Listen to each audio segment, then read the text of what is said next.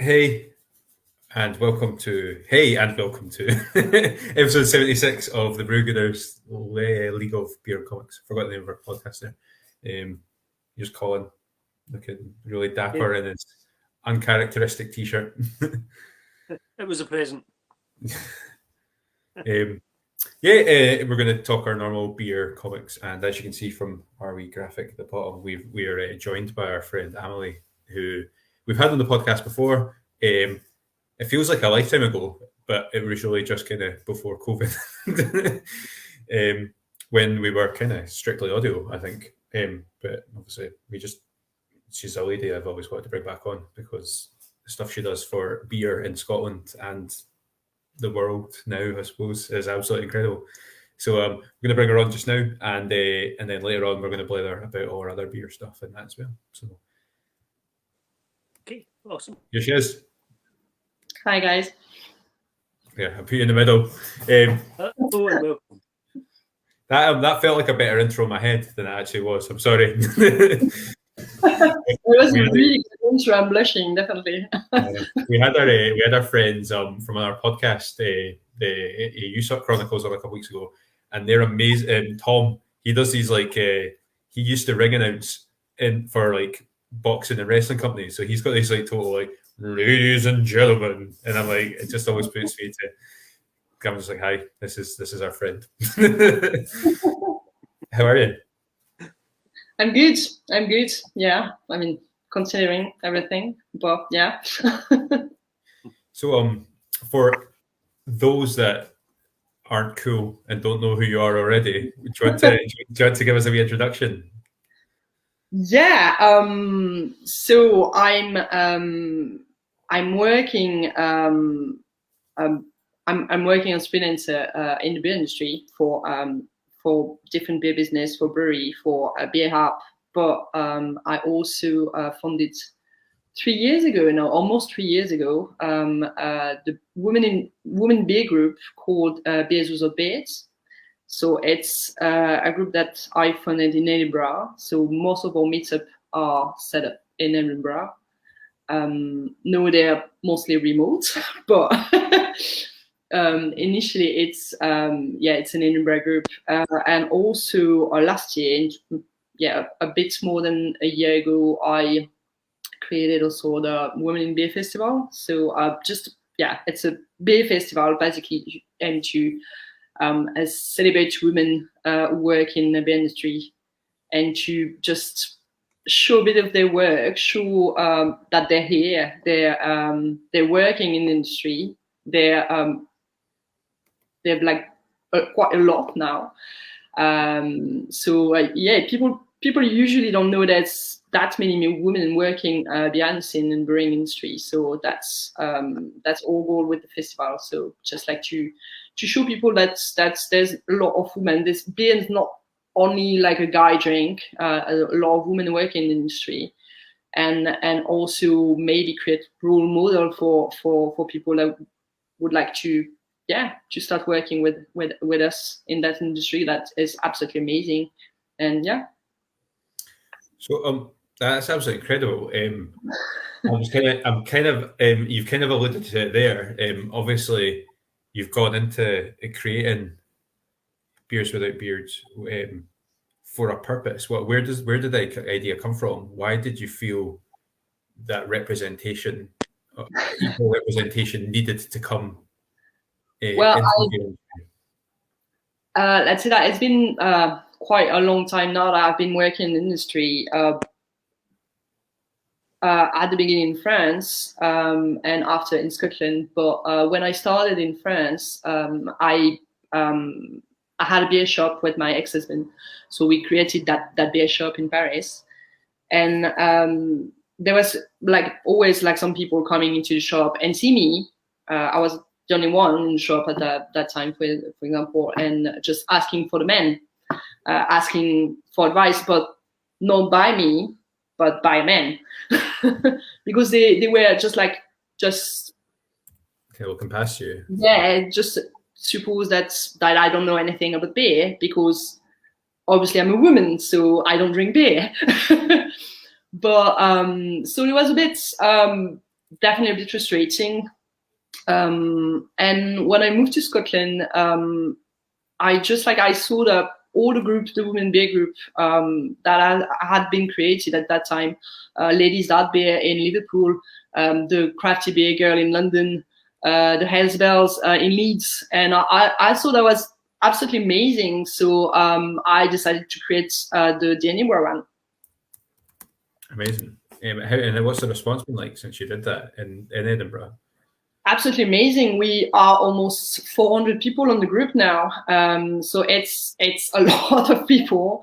So from coming from either people working in the industry, but also just like beer lover, and yeah, it's been really great. Of course, this year has been a bit unusual, but usually when we like meet up and when we do some event and everything, there's like a lot of people coming, and it's great. I met a lot of my friends through the group, so I mean it's really cool.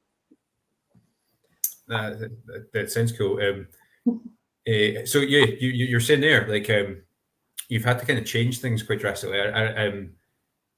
I think it was I can't work out the dates. I should have maybe done beforehand, but I reckon it's been about almost exactly a year since we had you on, if not just a wee bit more than a year. I think it's a bit more. It was just after the Women Beer Festival, and it was Women Beer Festival was in October 2019. So yeah. Well, that was a while ago. Yeah, it just doesn't seem that long ago. How have things had to change with the group since with COVID? What kind of challenges have you? Well, it's definitely been challenging.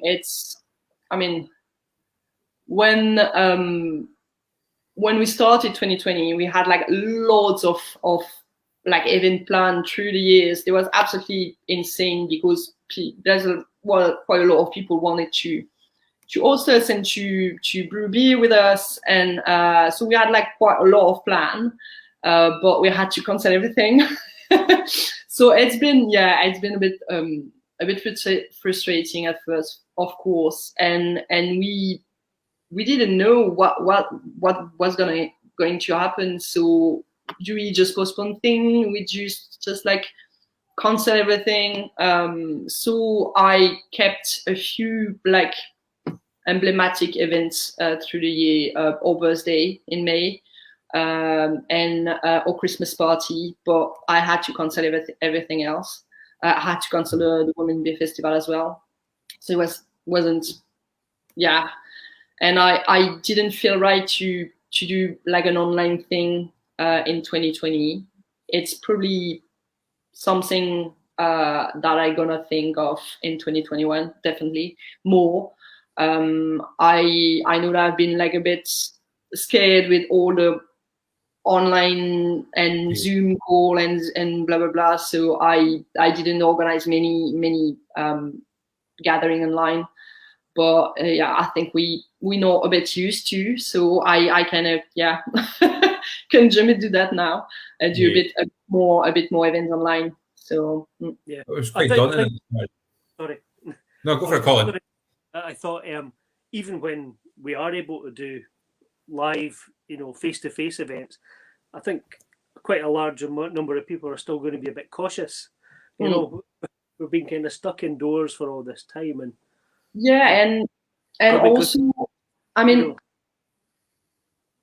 we know that we're not going to be like full open even in July or August or even this autumn. It's not going to be. We're going to have like distanciation, like limited people anyway. So organizing like a full beer festival in that condition, I don't know. I mean, I don't think I'm maybe ready enough for that. So yeah, it's a bit. I mean, when I had a chat quickly with the guys from the Edinburgh Craft Beer Festival about their festival last year that they had to cancel, but they've done an absolutely amazing job to do all the safety check and everything. When they hosted their festival in Bristol, it's been absolute success, but it's been a really hard work to keep hosting that kind of festival. I mean, their festival is in no way comparable to what we do with the Women in Beer Festival in every country. It's not the same numbers and everything, but it's still having a lot of people in the same room. So it's definitely complicated. I think your beer festivals are totally different. I was something I did want to kind of blather about. Obviously, traditionally, a beer festival, we've been calling, I've been to a few together, and obviously we've been to them out with, but we did two beer festivals in the first, just before COVID kind of hit, and we had to kind of stop. But there were vastly different experiences. One was in a small village Masonic lodge where all the beers were local, and then we had another one that we went to in Dunfermline, which was it was just a night out, wasn't it? Really, it was just it was quite a rowdy Belhaven based kind of evening. Your events, the Women in Beer Festival, is a completely different kind of. I was hoping you could kind of chat to us about that, because I think you need to make the distinction of what kind of event you would be going to. Yeah, I mean, the first edition of the Women in Beer Festival was hosted in different venues. So because we didn't really know if people were going to be interested, and if many people will come, and it's a passion project, so we have definitely no budget at all. So and we wanted it to be the most affordable for people. So we teamed up with different venues, different pubs. They host us. They hosted or events or tasting or talk with the women from the beer industry. So it's been really great. But yeah, as you say, very unusual, because there was like that kind of pub crawl through the city with different environment, and different topics of talk and everything. But for the second edition, we would like to be a bit more traditional, even if we're gonna keep that spirit of involving businesses and involving pubs and taproom, because it's what also has done the success of the festival last year in 2019. But we also would like to add like a main venue to host all the talk. It's been quite difficult sometimes because, I mean, pubs are different. There was some really noisy one where people were struggling to hear the speaker. So we would like to host all our talk and all conference in the same place. That would host more like a traditional beer festival in addition of those venues. Okay.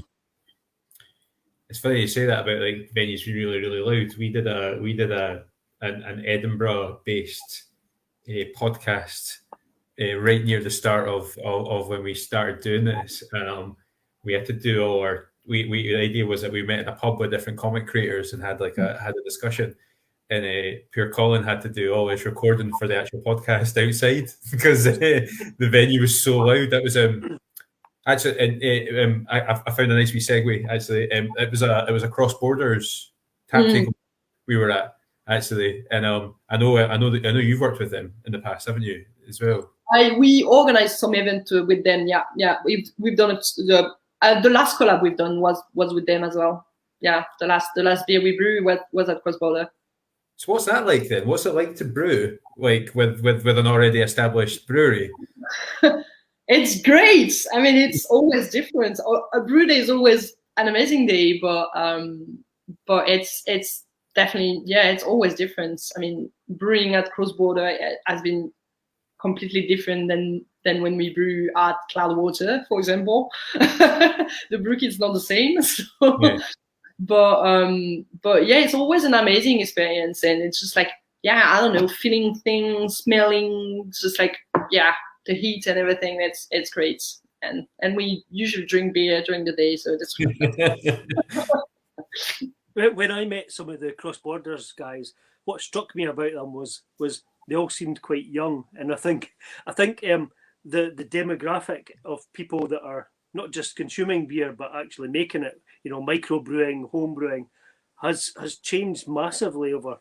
I used to live actually near like a beer shop, a home brew shop, and sincerely, I don't think anybody under the age of 50 ever went in that shop, and it was all men.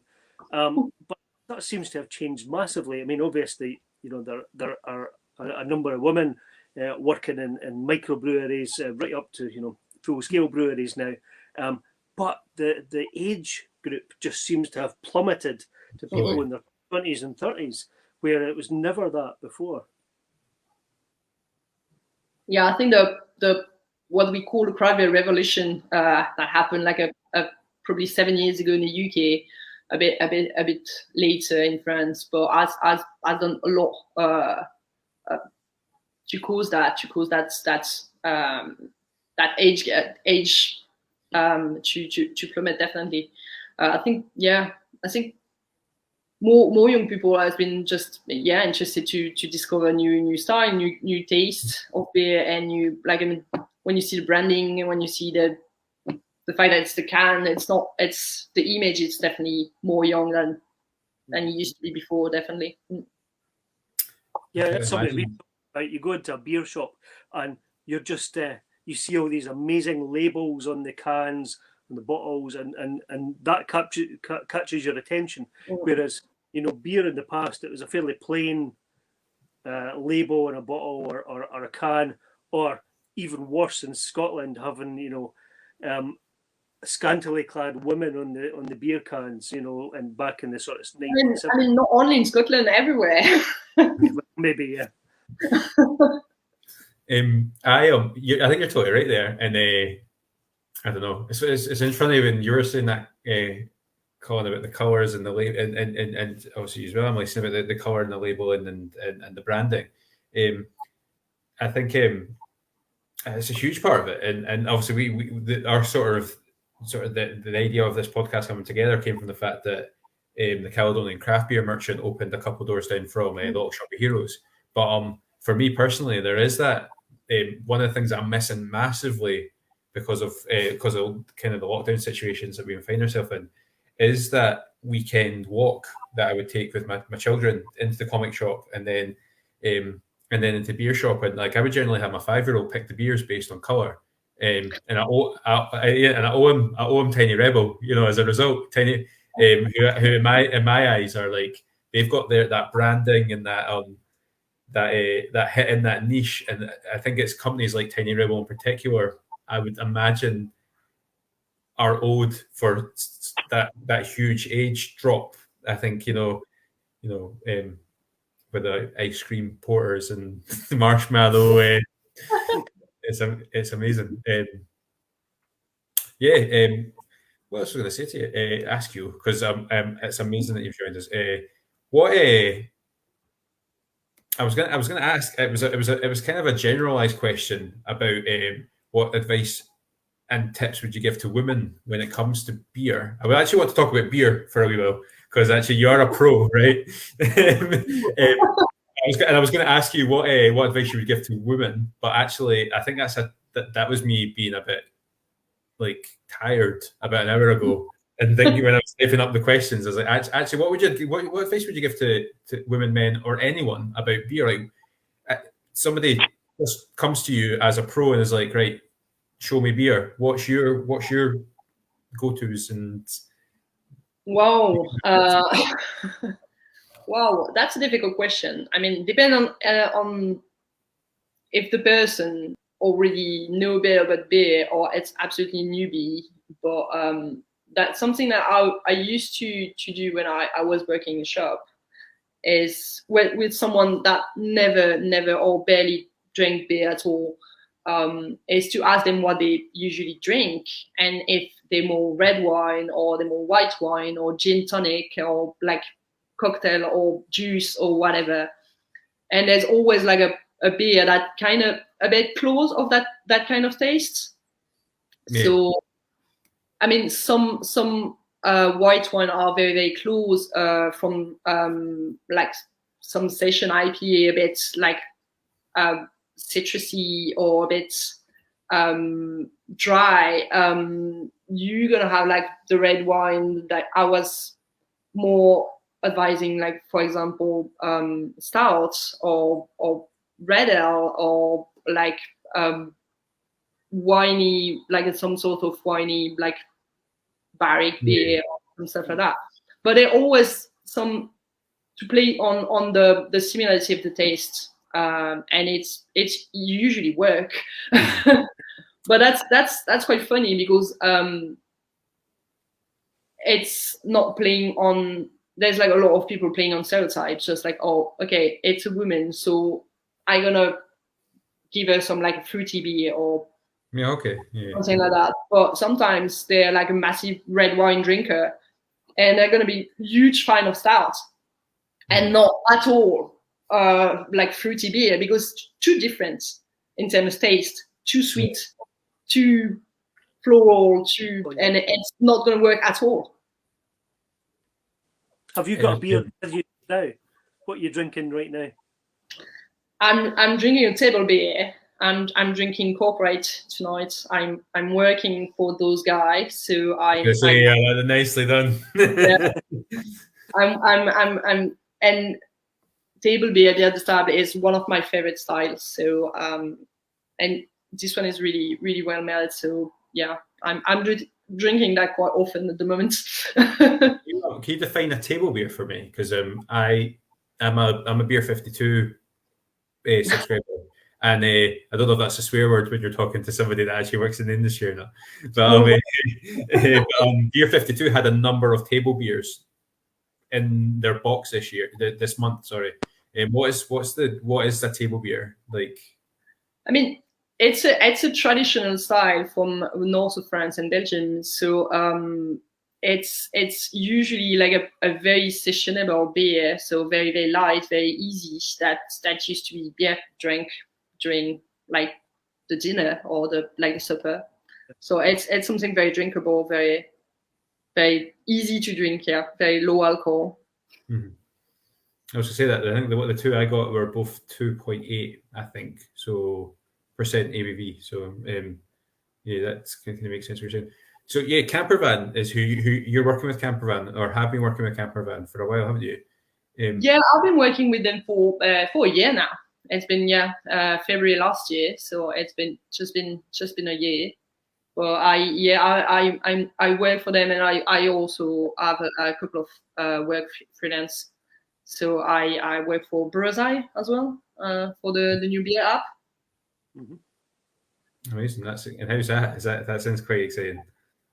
It's definitely exciting. Yeah, there's a startup. It's just like there's everything to build, everything to do. So it's definitely exciting. That's cool. We look forward to see more about that. Am I right in thinking Campervan are based in Leith? I haven't made that up. But, that's one of the things that we were really excited about getting as a podcast. We were going to start kind of exploring that area of Edinburgh a wee bit more. There definitely seems to be some sort of beer renaissance in the Leith area. Yeah. We're very happy with that, because we are definitely becoming like a really hotspot in the beer scene in Edinburgh and in Scotland as well. So yeah, we're very happy to have like so many neighbors so we can work with. Yeah, that's great. So we were going to go to recommendations for us. If once lockdown starts to lift and we can get over to Edinburgh, what recommendations can you give us? Places to go and visit, people to see in Leith. But Leith. You have to see everyone. You have to do like the big taproom pub crawl to see. Like plan. Pilots, newborns, us, of course. Newborns and us. We are in the same street, so it's quite easy to do both. And there's also like a Moonwake beer. It's just that it's gonna. They not started brewing already, but they're just gonna open. They're just opening down in the shore. You have to go to Lost in Leith, of course, or Fermenteria, because it's an amazing pub, and it's beautiful to see just the the further and the barrel, it's really great. It's just like touching the production, touching where everything happens. So it's something quite rare to be able to enter in a production and have a drink around the barrel. So I think where we were going to go, there was going to be a tap takeover on. It was literally like 2 weeks before lockdown happened. 2 weeks after lockdown happened, but we were going to go. I was going to drag Colin along to a WrestleMania party in Leith that was being hosted by, I can't remember the name of the pub, and that's going to annoy me. But Top Rope Brewing from Manchester were going to come up and do a tap takeover. And we're quite excited. I was quite excited about that. Actually, I need to remember what the name of the venue is. It wasn't Lost in Leith, but it was one of the other venues down there. Was it maybe Dockside Tap? I don't know if it was. I don't know if it's. I'll work it out. I'll ask you another question, and as you're answering, I'll. But yeah, they closed now. That venue's closed. At least that's sad, but yeah. So you've obviously you worked in Paris. You've moved over to Scotland and quite a while ago now, obviously. But when you were trying to start this amazing thing that you've created and continuing, who are the people that you found helped you out the most? Who do you, if you were to thank anybody or tip your hat to folk that supported you through the process, who would they be? Wow, there's so many people. I mean, Scotland has been very, very welcoming for me when I first arrived to go to school. I was supposed to stay 4 months and go back to Paris, but Scotland has been that welcoming that I ended up staying. So, but at the beginning of the group, there's definitely two women that definitely helped me a lot. One is from the whiskey industry, Justin Hazelhurst, who's one of the founder of the Fife Whiskey Festival, and she helped me set up the group at the very, very beginning of Beers Without Beards. So definitely, if she wasn't there would be no group, to be honest. And the second one is I'm still working with her really closely is Adi Finnick, who at that time was working with Brooklyn, and she's been one of the women who very, very like a positive and very excited by the creation of the group. So we've done very, very quickly a lot of events together, and it's been starting of or a work and like a friendship, a work relationship and a friendship with her, and we still organizing a lot of events together. She run the Women in Beer Festival with me, and we next week or in a couple of weeks we do like a Women in Beer Kiwi edition with the New Zealand Beer Collective, and she for who she's working at the moment. So it's our next event. It's going to be online. So that's very excited. Well, truly global, as Jeff said at the beginning. Well, absolutely. It's amazing how far you've come in the last year and a half. Actually, amazing seeing like from that conversation we had. It's absolutely amazing. Total chuffed it. I also want to give a wee nod to New Zealand again for being awesome. we have a like a I don't know. New Zealand has been quite good to our podcast. we had Mark on last week whose comic is based on sort of the traditions and some of the myths and no, we're not allowed to use the word myths, are we? They're legends. They're legends. The legends that exist in New Zealand around like Maui and things like that. And then we also had Brendan Wright, who is a phenomenal artist from New Zealand, who's been on the podcast in the past as well. I mean, you should invite AD, definitely. Talking about New Zealand beer, about Kiwi beer. Oh, that would be amazing. That would be amazing. Yeah, go even more than we'll have so far. Just because I like to prove to myself that I don't make things up sometimes.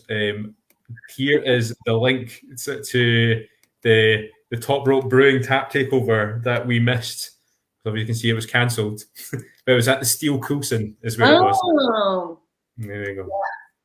And we were quite excited about that. a lot of events at Steel Coulson. Actually, our very, very first event with the Beers Without Beers was at Steel Coulson. That's on my proper hit list for when lockdown gets lifted. It's the Steel Coulson. They were really, really sound actually, and we were gonna. They'd offered to. They got me in touch with the guys from Top Rope, and we were going to interview them at the tap takeover, which obviously didn't happen. But it was just really awesome that they would even consider. Like, I was just a rando on Facebook. Hello, I would like to do this thing, and they were really, really sound about it. So people are just like it's been a big difference between when I used to be in Paris. So people are more. I mean, maybe because I don't know, it's probably French culture is a bit like that, but a bit more negative, a bit more like scared of new thing and of like people coming and asking if they can do some stuff, that thing and that thing. And when I moved to Scotland, when I started like, chatting to people, I say, oh yeah, do you want to do that? And everybody was like, oh yeah, awesome. Just let's organize a thing and everything. It's always very positive. So it's definitely, it's definitely helping. We're biased, but my background is in a sort of community development and stuff like that, and I've always felt that about where we live. Particularly in certain areas of Fife, I feel like if you can get excited about an idea, lots of people around you will get quite excited quite easily, and things happen. It definitely seems to be you've captured that spirit as well within what you're trying to do, and it's absolutely great. If anybody, so you've mentioned you've got events coming up and stuff like that. I'm kind of trying to bring us to just so you can go away and get drunk or whatever it is you're intended to do in your evening.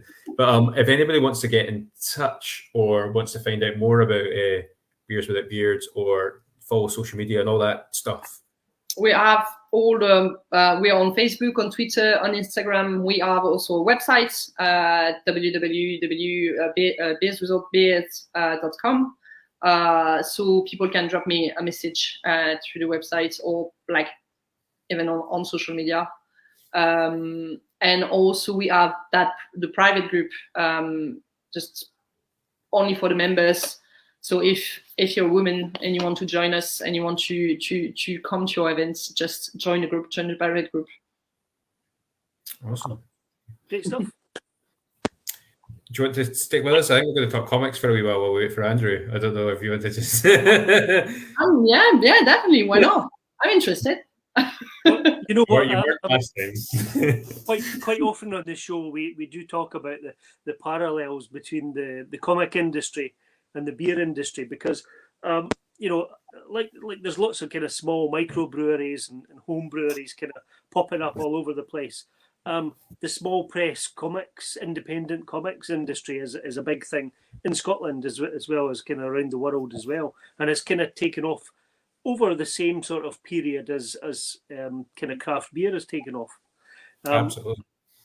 And it tends to be kind of fueled by a younger demographic, who are very social media conscious, very image conscious, great at marketing, and definitely there's huge parallels between both of those industries, both beer and comics, certainly within Scotland. And I think it is certainly one of Jeff's big dreams to have a beer and comics festival at some point. At some point, Colin. Who knows when?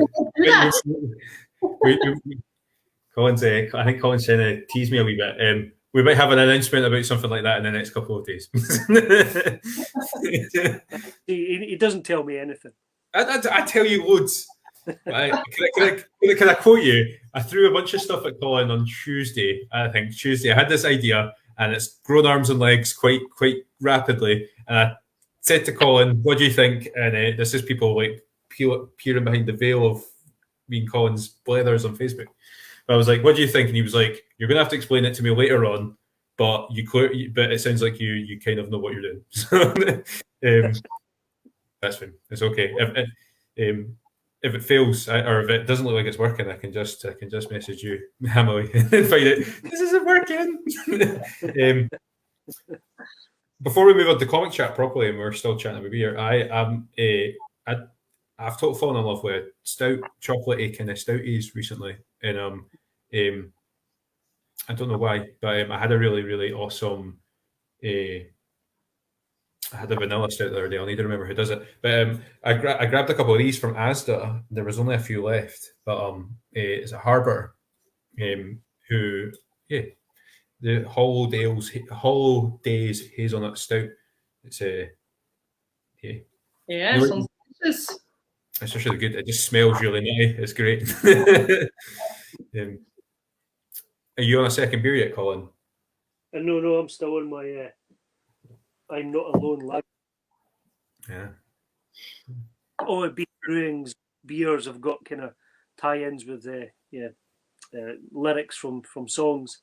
So my wife said, "Are you having that Michael Jackson beer tonight?" So what are you talking about? Isn't that Jackson song? But I don't. I think it's Calvin Harris. Yeah, it's a Calvin. It's that. I asked my wife the other day. I asked Claire, and I think it's that one. It's the one that's got that really, dun dun dun dun dun. That one. That's the one. Yeah. Yes. I guess. Beef are a bit trendier than harken back to the 80s. So yeah, I think they've done that, have they not? Well, it's obviously Dance Monkey is the one that they've got. That is obviously that's really current, isn't it? Dance Monkey. Well, not really current. It's, yeah. There you go. You got that's Dance Monkey Junior. Dance Monkey Junior. My favorite. We're talking about Brandon. I really like Beef Bruins Brandon, but obviously I don't know if it's that kind of because we know Ian and we know the brewery. I do like the fact that he made Dance Monkey. My understanding, and he'll probably give me a row, but my understanding is he tried to make the full strength Dance Monkey, and this came out just a wee bit. It's 3.8. So he was like. So he literally took the Dance Monkey Junior. He took the Dance Monkey cans and hand wrote Junior. I don't know if you got it there. Is it? Yeah. He's written Junior in biro. Sometimes. Love it. It's really nice. It's really refreshing, that Dance Monkey Junior stuff. Actually, Dance Monkey Big One was probably. I was trying to sneak that in as like my favorite beer last year. It's really really nice. But I'm trying to think. Yeah, so Dance Monkey's really current. I'm Not Alone, I think is You're Not Alone's Calvin Harris. I'm sure they've not got one about Dundee, like the Unicorn of Dundee or something like that. What's that beer called? Yeah. Oh, gee. No, I can't remember what that is. But that's I'm sure that's an 80s song. We'll ask Andrew. We'll give him a couple of minutes. Andrew's just entered the green room. We'll give him a couple of minutes to get ready before we start quizzing him on Dundee-based song lyrics. What comic did you have this week, Colin? I've read this over the last week, The Hard Place, which is a kind of crime story. That was my book of the week. It's published. Is that your review, Colin? Yeah. You want me to actually tell you about it? Well, if you could, we are a beer and comics review podcast. Okay. I'm going to go get mine while you're talking. It was that really smooth segue from beer to comics that Jeff did there that threw me. Okay, The Hard Place, published by Image. Written by a chap called Doug Wagner, who I had never come across before. And I was a bit slightly put off by the artwork initially when I first saw this, because it's kind of slightly unusual style, heavy black lines, which is kind of not that common in comics these days. It's a kind of style that harks back to earlier times, Hergé, Tintin. Yeah, I was exactly going to say that. It reminds me a lot of the Belgian style. Yeah, very much so. And I think that puts a lot of people off, bizarrely, because they prefer a sort of American rather than European style. And it did throw me a little bit initially, but I totally got over it because it really works well. So, crime story. It's about a guy who used to be a getaway driver, but he got caught and he spent 5 years in jail, and he comes out, and he's want to go straight. His dad's got a little car garage where he fixes up cars, and he's not doing too well. So the main character AJ, decides that he's going to go to the bank and try and get a loan to help out his dad, and get the business up and running so that he can kind of go straight. But of course, what happens? He goes to the bank, and there's a robbery while he's there, and the two guys who are masked recognize him, and they grab him and another person from the bank, kind of as hostages. But they say, AJ, you're the best driver, around, the best getaway driver. You're driving. So he gets sucked into a crime without actually, meaning to. And of course, the police just think that he's gone back to his old ways, so they're out to get him. But he hasn't. He's just been a victim of circumstance. So it's a very straightforward kind of crime type story. You could see this making a movie. You could do a movie out of this really easily. I'm pretty sure I've seen movies very similar to this storyline. Sounds like a couple of things, yeah. And interesting book. I quite enjoyed it. It's got good ratings, good reviews in the past. Can't remember how old this is. It's a few years ago, I think. Yeah, a couple of years old. And it's from a writer and artist that I'd actually never heard of before. Though the guy Doug Wagner has done some kind of more high profile stuff than this, but this is kind of his main book. If you search for him, this will come up as the kind of top book that he's done a couple of years ago. So picked it up at my local comic shop when they had their sale one a few weeks ago. So quite an interesting wee story. If you like kind of crime and action stories, then worth a wee look. That sounds cool. I grabbed this, which is I'm going to meet Heidi just for a second, Colin. This is a Batman Arkham Asylum, Serious House on Serious Earth, which is I found out is I on the website I read, so I need to work out what the leveling is for this. But this is apparently the most successful graphic novel ever. Really? I don't know what the criteria for that is, but when I read about it, it's amazing. It's by Grant Morrison, who's comic royalty, particularly British comic royalty, and illustrated by Dave McKean. So Scottish royalty. Sorry. But Dave McKean story. I think he helped in the story, but he also illustrated it. Storyline wise, it's incredible. It's the inmates of Arkham Asylum have taken over the prison, the medical facility that is Arkham Asylum, and they've invited Batman in to join them. Obviously, he's quite reluctant to go into this penitentiary that's full of his rogues gallery, but he's obliged to because they've got hostages, and until he comes in, they're going to start killing hostages. It's just really visceral and really dark, and as well as Batman trying to survive this hellish environment, there's also the side story of the guy Arkham who built the facility in the first place. From his old house. He had a mentally unwell mum who he wanted to try and remember, and decided to create this facility that would support those with mental illness, particularly the criminally insane. It's just amazing. It's probably one of the coolest comics I've ever read, and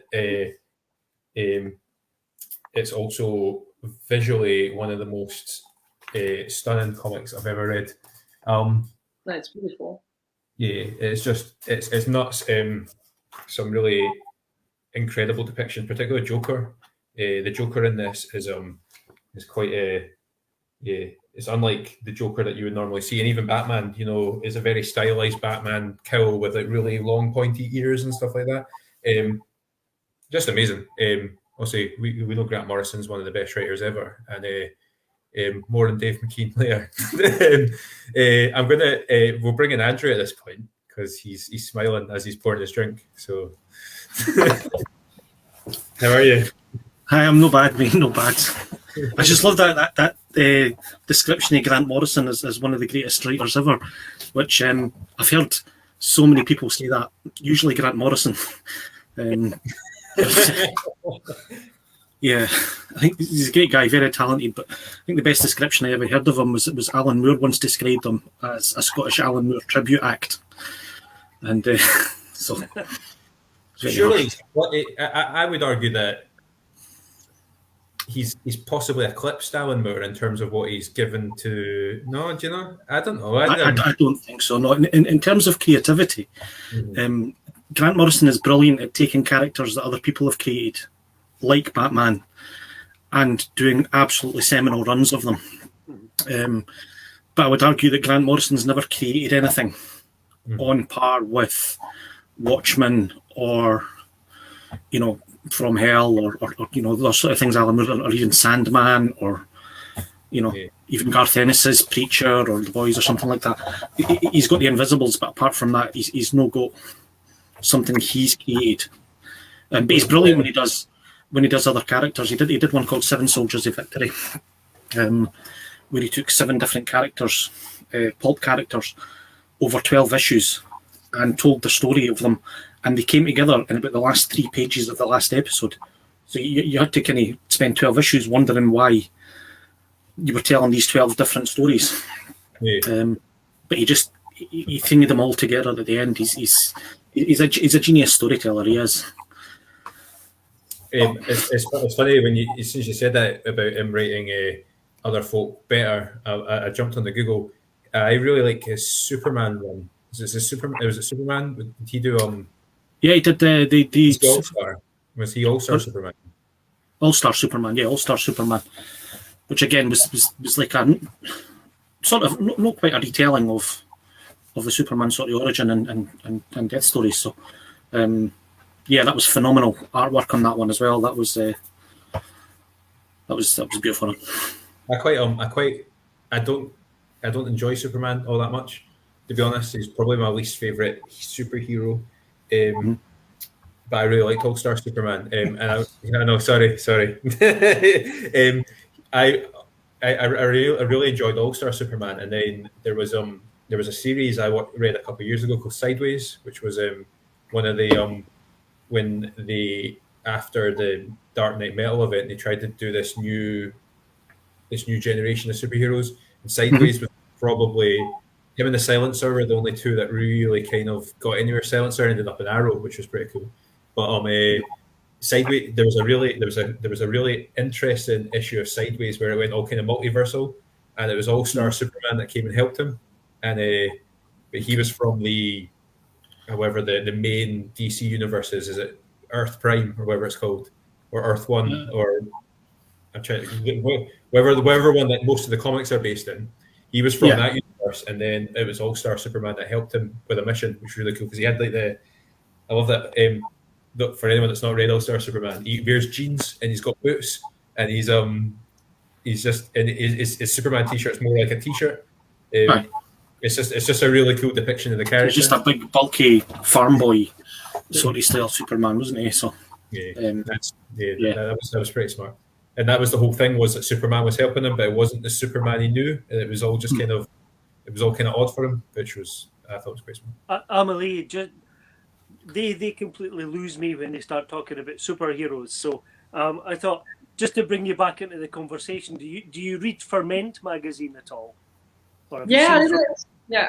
So in that magazine, they have a little comic strip every now and again, and a little kind of 3-panel comic strip, the kind of thing that you get in a newspaper, but it's in Ferment magazine, and it's Craig Collins, I think it is, his surname is, who's a Scottish writer that does that.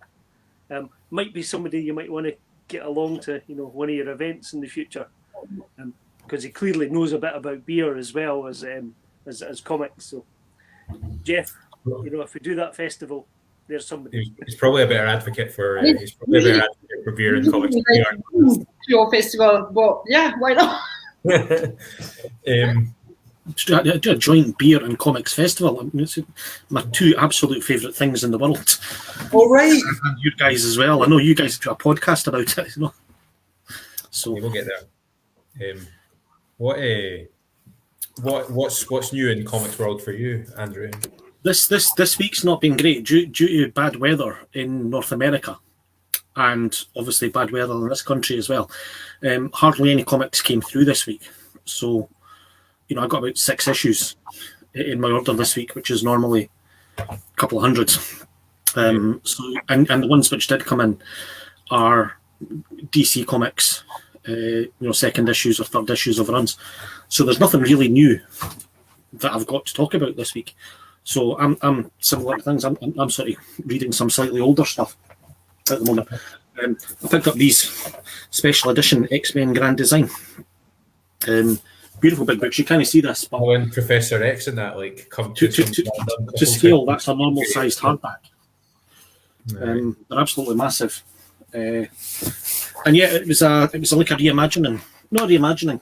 It was a retelling of the stories of the X-Men over about 18 issues, which is 3 books put together, and they touched on every major story arc. And it was designed almost. If you go and start reading X-Men, the weight of what is there, more so than any other comic book in the world. I know Superman's been going on for longer, and Batman has been going on for longer, but the X-Men has consistently had 3 or 4 titles on the go for the last 60 years. Every month there are thousands and thousands of issues. So this was just a way, they touch lightly, as it told one story, on lots of story arcs, so that if you're reading up-to-date comics, you can go, oh, that's what they're talking about, which I thought was a very clever thing done.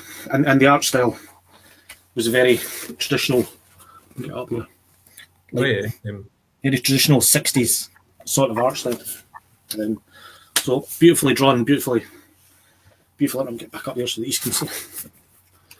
Just pages at random.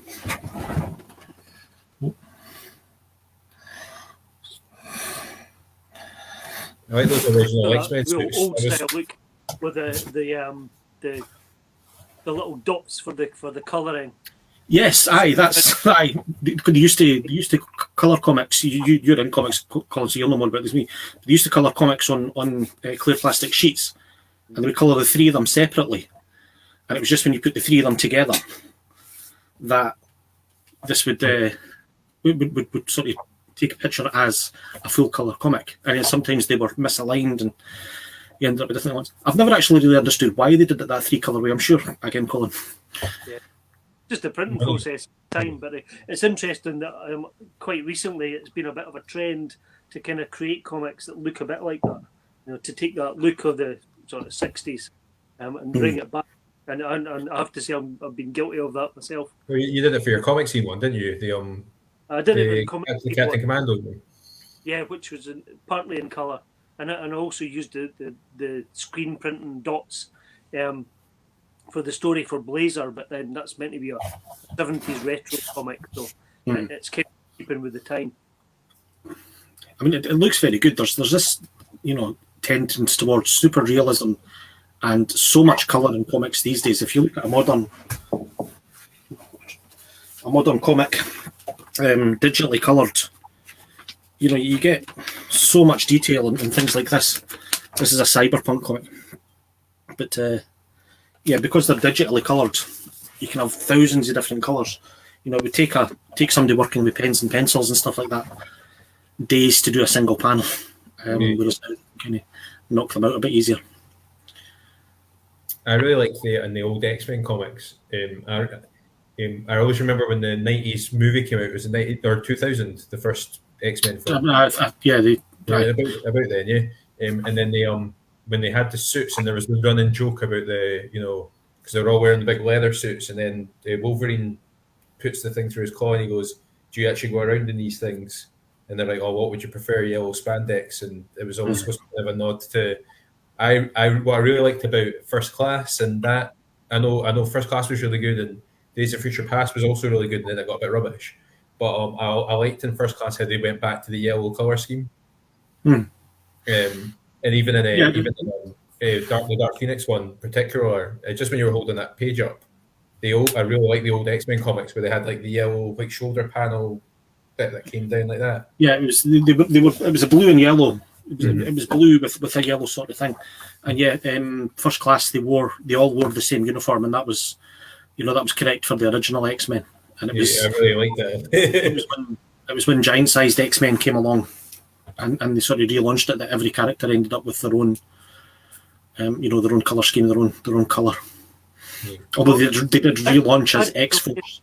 I know nothing about the X-Men, right? But I do follow a lot of artists and writers on Twitter, and one of the fairly current X-Men artists, confessed on Twitter this week that when he's doing crowd scenes or like doing scenes at the mansion house at the school, and he's got these other X-Men, not the major ones in the background, he has made up some of his own characters and he draws them in the background.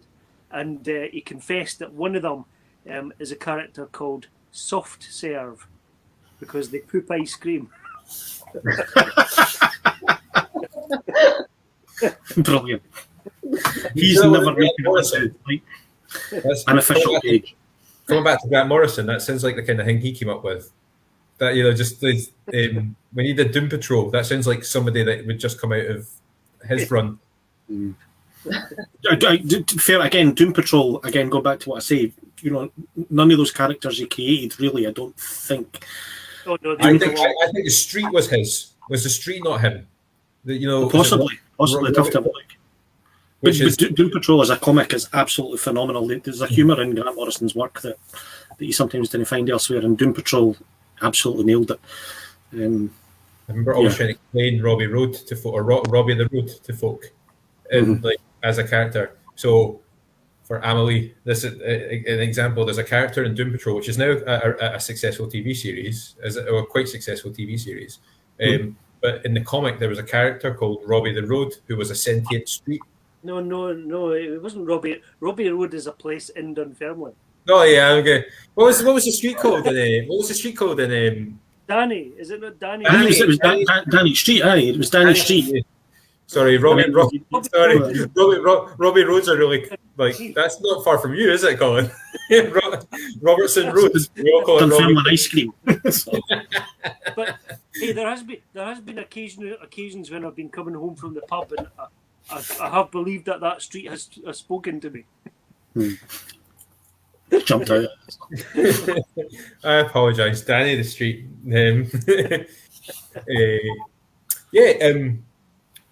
So I really, really feel bad right now, Amelie, but we deliberately all have the same beer to drink right now. No, but what would be your advice for me, just like a newbie for about comics? But I have been I learned comics through the old Belgian one and the French comic scene. So what would be your recommendation for me?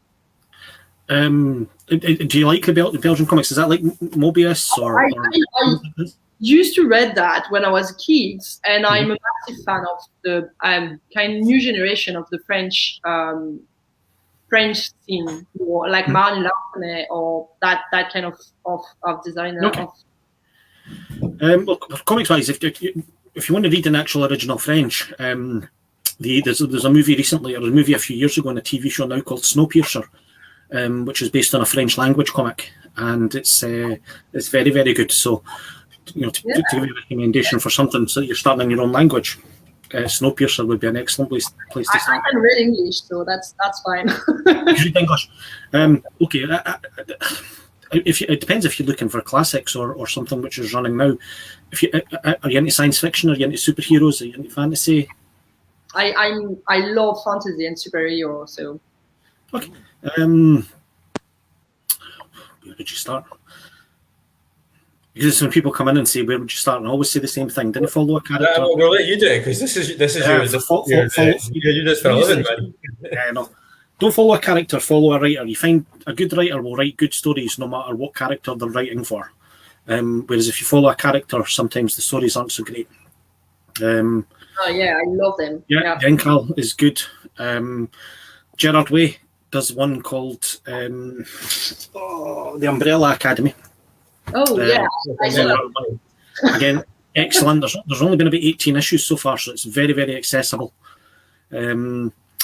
Best ongoing comic at the moment for me is a comic called Saga, which is a fantasy science fiction type thing, which is excellent. And for superheroes, probably the best ongoing one I would say at the moment is there's the run of Immortal Hulk at the moment. I don't know if either of you guys is reading that. Is very, very special. Alex Ross is doing the cover artist, and Alex Ross is, no offence, Colin, the greatest comic artist in the world. So, yeah, there's all them. It's a great time to jump onto DC Comics at the moment because they're kind of relaunching. The future state, isn't it? Yeah. The future state at the moment, aye. So it's a great time to get in at the moment on that. Can I throw into the ring my favourite comic of last year? I don't know what was my favourite comic. One of my favourite comics of last year. There was a few that are, I think, I gave out as examples of entry comics for folk. I really liked Bingo Love. Did you? Oh, yeah. Were you aware of that last year? Yeah, there was a comic I read last year. Our Little Shop of Heroes does an LGBT display every year during Pride Month in June, and they did a comic from Image called Bingo Love. I bought the graphic novel, and it's about two young ladies in the 60s who fall in love, but because of the massive amounts of issues that were affecting them at that time, obviously, things like they grew up in a quite a conservative state. So on top of and on top of issues such as homophobia and just anything against the social norm with regards to sexuality, that was an issue where they were living. But also, the two main characters are Black and Latina, so there's a whole thing about the civil rights movement in the 60s and the fact that as a Black young woman, the main character in the novel is is one of the most marginalized members of American society at that point, and it's just about her. The comic is about her growing up and getting married, having had this tremendous love affair when she was really young with another woman, and then meeting this woman again in the 1990s as two middle-aged women, and the Latina character recently divorced, and so they kind of rekindle that relationship. But the comics, I think it's a 6 issues comic that was made in trade paperback. But it just the whole story encompasses their relationship, and it's just really incredible. It's good. There's been a massive move towards bringing in same-sex couples into comics over the last 5 or 6 years. There was a big furor about 5 years ago. Batwoman was going to get married to her long-term girlfriend, and DC cancelled the comic. With no explanation as to why, but they cancelled the comic before the actual event took place, and they got quite a bit of backlash from it. And ever since then,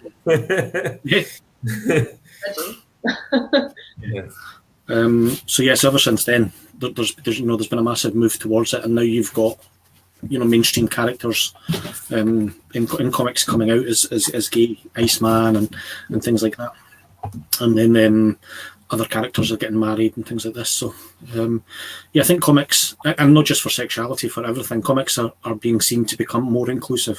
Comics for many years was blonde haired or black haired, very, very white, very tall, beautiful men and women, with a lot of tokenism for your black or Asian characters.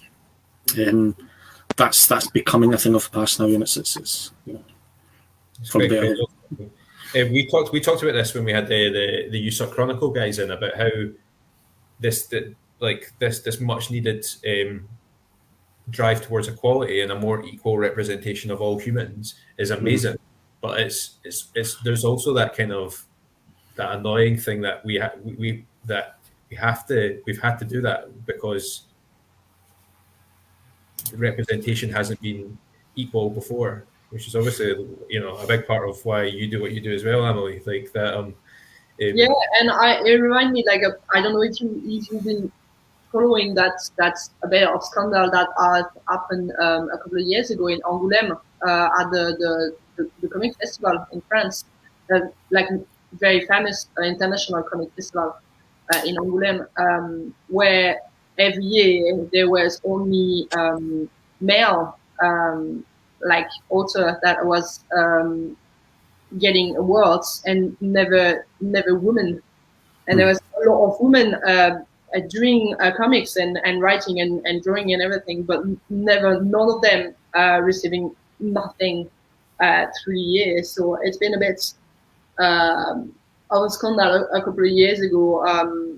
Some people started to speak out about that and to say just like we have those amazing women author of comics and they never get nothing. It's not normal. It's discrimination, and also because there was no woman in the jury, no woman in the organization of the festival as well, and it started to change a little bit. So I think comics for down to sexuality have been very strong for many years. When I was growing up, the two of the most powerful people in comics was a woman called Louise Simonson and a woman called Anne Nesenti, and they were almost running major comic runs at the time. So comics they've always appreciated talent, and to this day, you've got in Dunfermline, you've got a local artist, Claire Rowe, who's a major DC artist. You should get her on here sometime. Don't know if you already have. We're trying, man. But yeah, I mean, she's certainly a top tier cover artist for DC Comics these days, and she's a woman and she's Scottish, so probably ginger. You're covering lots of different runs there. So yeah, I think they talk about these sort of things every year when the Oscars come around, and it's like we're going to be more inclusive, and every year the best director is 6 white men. That was the thing. That was the thing this year. In my understanding, I don't know the exact numbers, but I do remember about the. I was listening to the radio the other week. They were talking about the Oscar nominations because they get announced last week. Is that right? Is it was a wee while ago. I think there's only ever been. I think there's something like I want to say there's 4 female. Like strike me down in comments and all that nonsense if I get my math wrong, right?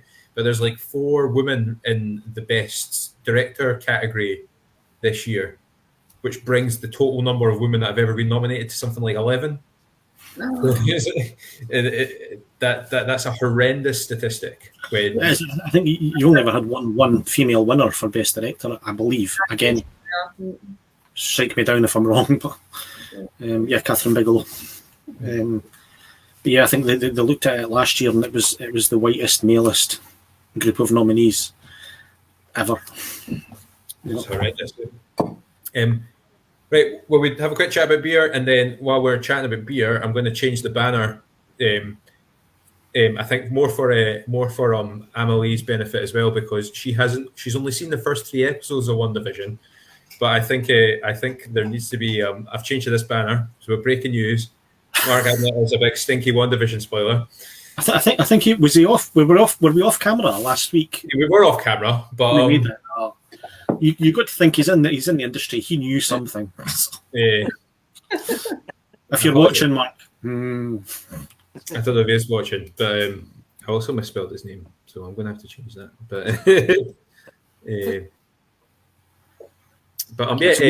What beer?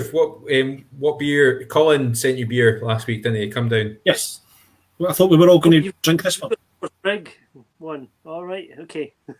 What was the one you wanted to drink? It was that one. Oh, all right, I brought the wrong one through. I'll go back. I'll jump to the fridge. Cool. I'll grab that one. It's finale. I thought he was just going to reach to the fridge right behind him there. That's what I do. Host the podcast in your kitchen. That's the trick. Probably change that. I'm annoyed that I got Mark's second name wrong. Abnet. Abnet. He's clearly not listening tonight.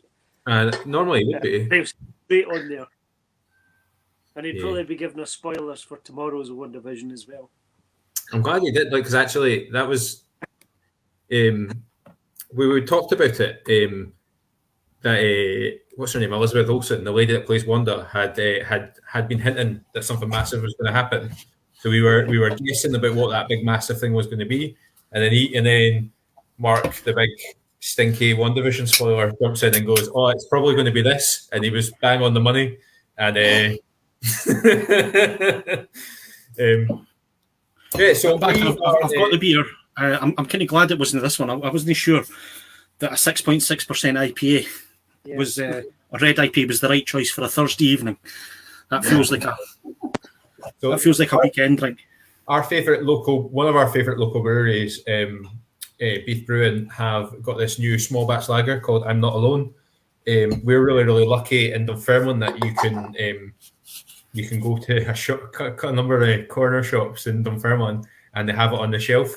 It's kind of blown, particularly local craft beers blown up a wee bit in Dunfermline with different shops now bringing in supplies of local produced beer. But Colin suggested that we all drink this one this week, so I think we're going to try and do that a wee bit more.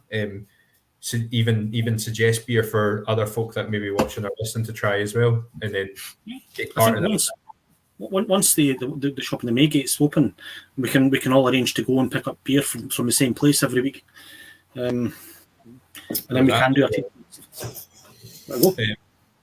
it. Talking about local beer and stuff. Just please just stay tuned to what we're doing. I have already had this. This is really, really nice. It's a 5% lager, so a wee bit stronger than what we're used to, I think, with regards to the lager. But I drank this last week. I think on Saturday I had one of these cans, and I did say to like Colin and Andy that we needed to just talk about this because it's great. So nice, yeah. It's sweet, a little sweet. Do you think? Yeah, quite smooth, a wee bit sweet. It's got a little, I don't know. It's got a little hint of something in it, which reminds me of what would you call it?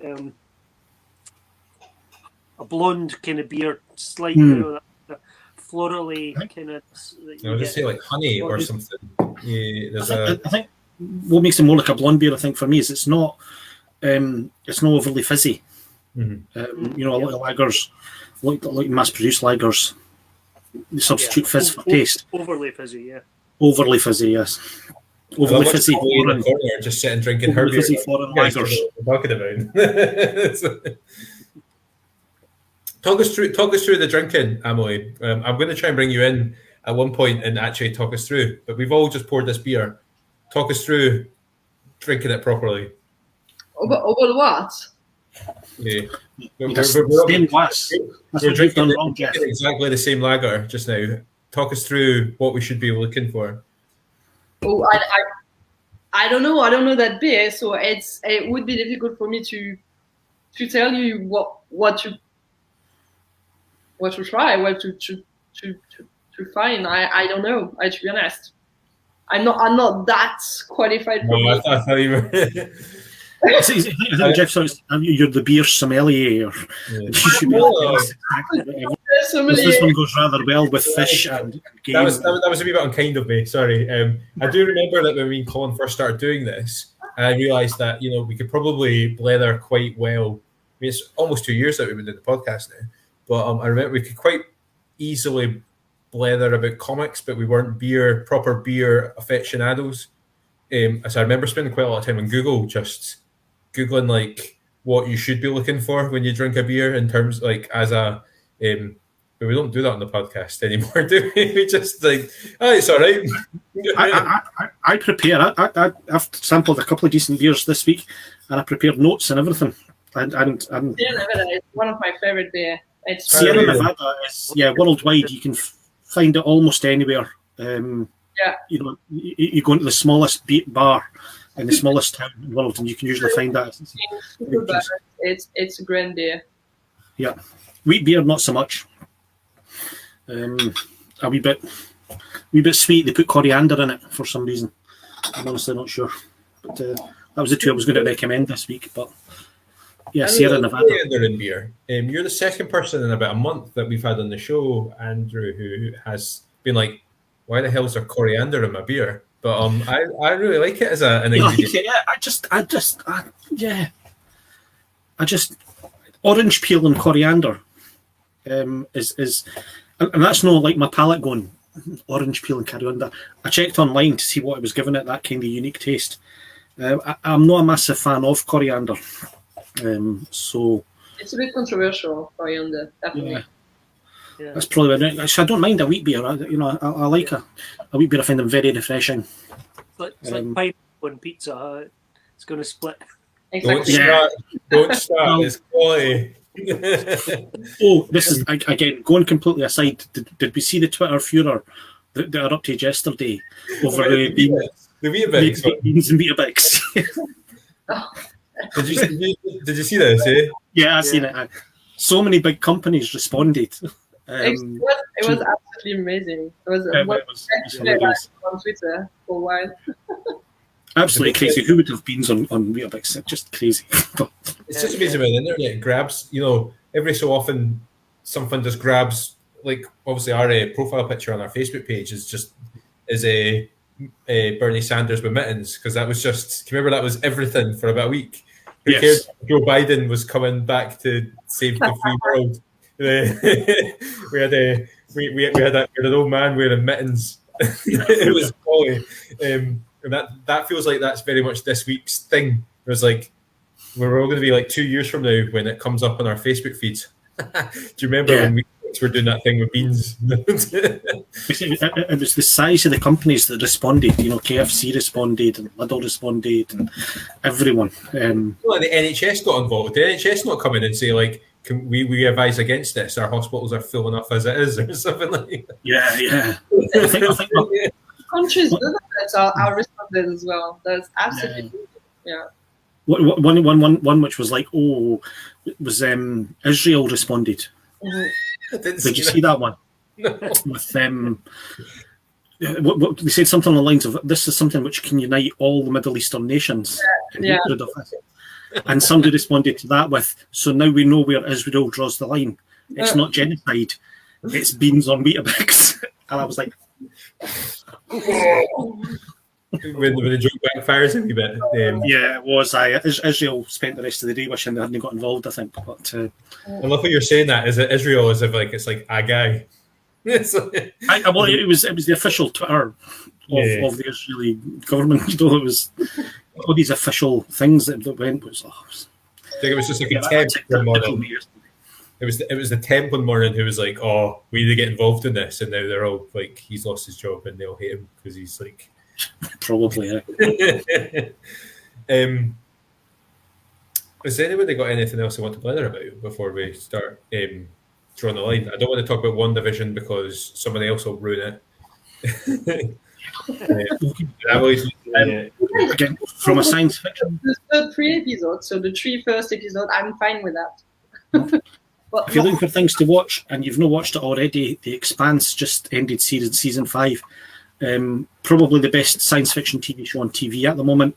Possibly the best science fiction show ever, in my opinion. So and that's Firefly, Star Trek, everything. The Expanse, just from a storytelling point of view, is phenomenal. Have a look at it. It's all on Amazon Prime. Yeah, definitely.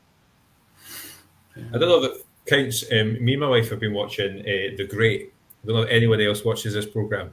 But my wife watches that. She's into it's so good. Period drama things. So.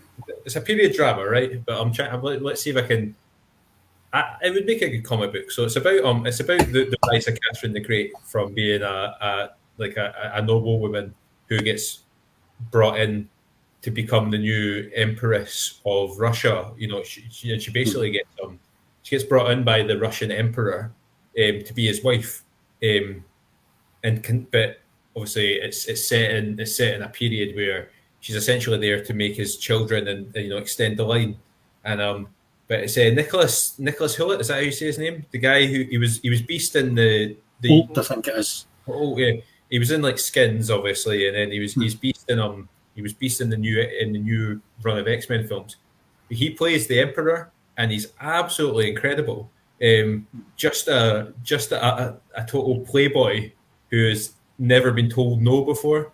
And there's this amazing bits where like he's he's holding his glass up and there's like a group of yes men around him and he's talking about like, here I want to raise a toast to my wife, and then she stands up and she's like, I concur with what you're saying, and he turns around and he's like, no, you need to sit down and be quiet, women don't talk. And he's like, thank you, and he turns around and just it's a really good show where it's just about as I say, we all know the history, we all know what this lady's going to become. She'll become one of the most amazing world leaders. Sorry, spoiler alert, Andrew. Well, I know she's called Catherine the Great, but I did actually study history at school, not Russian history. Yeah. Greek history, Irish history, brilliant. Russian history is not my. So spoiler alert: she becomes Catherine the Great because she's called Catherine the Great because she does amazing things for the world. But this is just a really phenomenal wee show of like it's really well cast. It's got can't remember the guy's name, but the guy who showed up as the Master in the most recent series of Doctor Who, he's a main character in it as well. And I think I know. It's just a really good show. If we're talking about like random stuff, we should be watching. We should also be watching WandaVision, and I'm really kind of jealous of you having not seen episodes 4 and 5 yet because they're incredible. But 6 is coming tomorrow, and it looks pretty sweet. So. I'm going to watch them now before I play. Definitely. In the group chat afterwards, like, oh my god.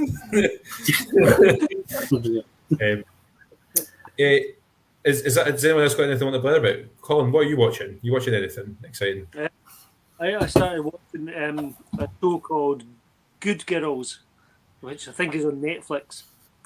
So my wife and I have been watching it the last few days, few nights, and it's about three American women who, for whatever reasons, different reasons, they've got money issues, and they decide to rob their local supermarket because they know that there's a pile of money in the back. And when they take the money and they rob the place and they take the money, they take it back home and count it. They're only expecting to have I don't know, $30,000 or something. It turns out to be $500,000 because this drug cartel have been using the shop to launder money. So it ends up the drug cartel find out about them and track them down. So instead of like just killing them, they decide to the cartel kind of recruit the women to get involved in their money laundering, and it's been really good. It's been quite riveting, but slightly played for laughs. It's not totally serious, but I've been watching that as well. I'm nearly through the first season of that, and it's very good. Excellent casting in that, so very good. We've got a couple of folks saying hi, finally. I love it when folk just comment and stuff. So Neil Bailey saying we've been watched from Inverurie. Thanks for letting me watch. You're welcome every week, Neil. We're not letting you do anything. Just we're always here. We're always here. Beer and comics, what's not like to like here? I totally agree. And Brett White is saying you. Okay. Nice to see you. Next week. Okay. Can I talk about next week yet? Has anyone got anything else they want to learn about? Sorry, I keep saying that, but I'm really excited for next week.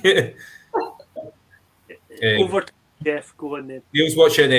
I'm watching Inside Number 9. It's like Tales of the Unexpected with comedy. I didn't realize that's geniusly written by two of the 4 members of the League of Gentlemen. And every episode, do you watch it, guys? Yeah, I didn't realise that's what Inside Number 9 was. It's on programs quite a lot, and every episode's a unique individual one, so you can watch them out of order, in order, whatever like that. They're never, in my opinion, they're never less than really, really good. Mm-hmm. And when they hit heights, they are phenomenally written pieces of 30-minute TV. How again, these guys who write it, I'm a big fan of League of Gentlemen. They're very sharp. They've been doing it for 20 years or something like that. I went on holiday to a town called Alston about 3 years ago because the cottage on Airbnb looked beautiful. So we booked it. And then my wife was like, "Where are we actually going?" So I googled it, and Alston, on Wikipedia, claims to be the village that the League of Gentlemen was based on. Yeah. So we binged the League of Gentlemen before we went, and actually, it's a lovely wee place. And we were at the pub. We went to the pub there, and one of the guys at the bar was like, "Why did you come here? Why did you choose Alston as your holiday destination?" Where I was like, "Just the cottage we're in looks nice." And I said, he was like, "Aye, but like nobody knows anything about Alston." I was like, "Well, I'll have you know, Wikipedia says that you guys are," and he was like, "Aye, that's true." And he'd start telling us about like filming locations and stuff, which was pretty cool. Right. Brett is saying greetings from Beardy Beer Reviews, which is amazing. Cool. So we'll point you towards plug for your beer without beards. We're covering all bases now. And he's been sessioning on Wild Weather Ales. I'm not. Is that the Wild Weather Ales a brewery? I don't know. That's amazing. Let me check it out. I like it. Andrew. Sometimes Andrew does this thing where you ask questions. Andrew looks to the distance as if like whoever's out the window is going to give him. As if I'm considering it. Yes. Yeah, I've got a multi-screen set up in my office. So when you ask a question like that, I can check up the other no, that's amazing. the Cool. other websites. Okay, Yeah, I think Wild Weather Brewery is in Silchester, possibly. I do that subtly. I'm always like, right, Colin, go say something while I Google it. All right, next week Brett's saying that they're very overshadowed by Siren Craft Brew. I know Siren. They're pretty big, aren't they? Let me see if I can find it. Next week, we're really happy to have a guest. Oh yeah, Bernie Sanders is joining us. No, he's not. To God, you're not going to say Grant Morrison after I said such horrible because this would be really awkward. It's not Grant Morrison. However, we are really privileged to have somebody that has worked with just about everybody in comics next week, including Grant Morrison. Most notably, he's worked with Neil Gaiman, who is an absolute legend of not just comics but books and film, and quite incredible. I have wanted to speak to this guy for years. I remember being 18 and being at Stirling Uni and going to see Mirror Mask in a cinema in Stirling because one of my friends told me it's based on a Neil Gaiman book and it's amazing. And the thing that always struck me was the visuals of Mirror Mask. If anyone needs to, I think it's on Netflix just now, just Google it. It's a really incredible film. But the illustrations were done by Dave McKean, who has worked on everything. Actually, he very famously has got work on Sandman. Spoilers from earlier in the show for those who are paying attention. He's the illustrator on Batman: Arkham Asylum, A Serious House on Serious Earth. Sandman He also did work for PlayStation when it launched in 1995. He's Neil Gaiman's illustrator, so any covers for things like Coraline and stuff like that, it was Dave McKean. But yeah, I reached out. I think, like you said, I think Arkham Asylum is probably his best known, and he paints like no one else in the industry.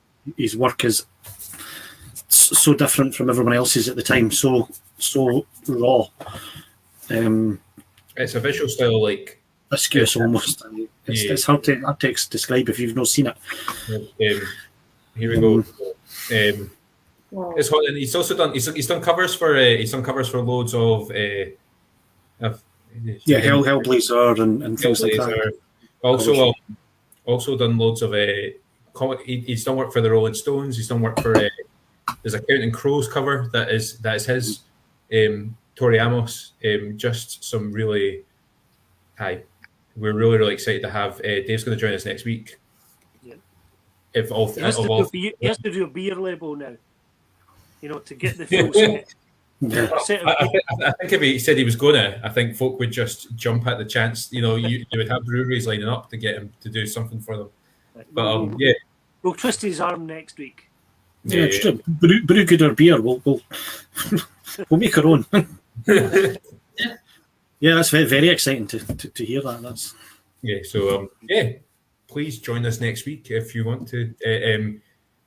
We like to read comments out, so if anybody wants to come and actually be able to ask a question of such a high profile and such an incredible member of the comics community, that would be really, really cool. Andrew, thanks for joining us again. It's lovely to have you come in at that point in the podcast when we were running out of questions, and Stephen, you can go, yeah, bang, bang, bang. Yeah, I can.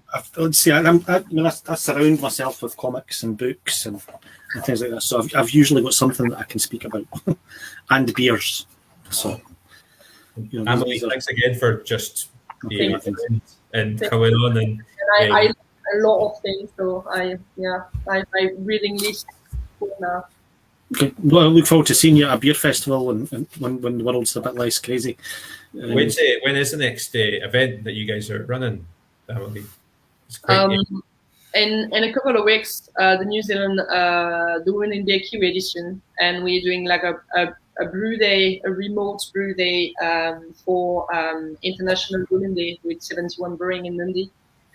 So that's really cool.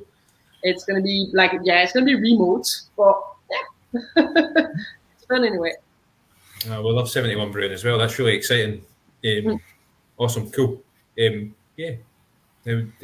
Share away anything that happens. Just let us know, and we can let other people know as well. Cool. Right, guys. Thank you so much for this week. Guys. Thanks, guys. Cheers, guys. Good health. Cheers.